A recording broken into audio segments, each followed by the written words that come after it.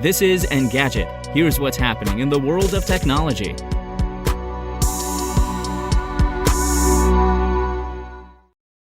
Today is November 30th. Exactly 50 years ago today, Atari released Pong. It wasn't the first game ever created, nor the original take on virtual table tennis, a fact that would eventually lead to 2 decades of lawsuits. But in Pong, the early video game industry was born. Released in 1972, Atari sold more than 8,000 Pong arcade cabinets. A few years later, the home version of Pong would become an instant success, with Sears selling about 150,000 units of the console you needed to play the game. Those are modest sales numbers by 2022 standards, but the success of Pong and Home Pong gave Atari the resources and expertise needed to create the Atari 2600. The second-generation console went on to sell more than 30 million units before the end of 2004. All things considered, pretty good for a project that was only meant to be a training exercise for designer Alan Alcorn, who was 24 at the time and had no prior video game experience. And if not for Pong, Nintendo would not exist, and a young Steve Jobs and Steve Wozniak may not have gone on to create Apple.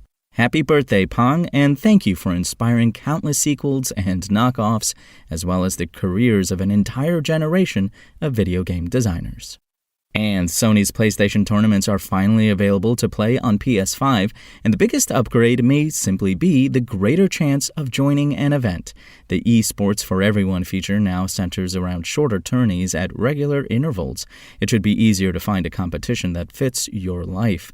Sony will even create multiple brackets to keep the duration in check. You can sign up directly from your console too, so you won't have to head to another device just to get started.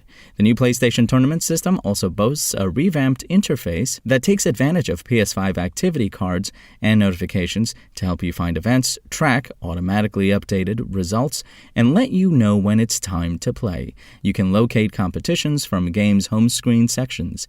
And if you'd like to do more than just compete, a Discord community hub promises both chat as well as hosted interviews and game sessions. Anyone in an eligible country with a PlayStation Plus membership can join, with the first PS5 tournaments focused on FIFA 23, Guilty Gear Strive, and NBA 2K23. Prizes range from in-game currency through to cash, PlayStation hardware, and experiences. To reel you in, Sony is running a Win-a-thon leaderboard event between December 1st and January 31st that rewards you the better you fare in regional tournaments. The promo will also be available to PS4 owners. As with Microsoft's Xbox Live tournaments, the PlayStation eSports offering is meant to keep you engaged and spending money. You might be more likely to buy the latest sports title if you know you can win real-world rewards. Even so, the PS5 expansion might be helpful by making eSports more accessible to current-gen console owners. If you want to catch the latest tech news as it's happening, check out Engadget.com or tune in again every weekday.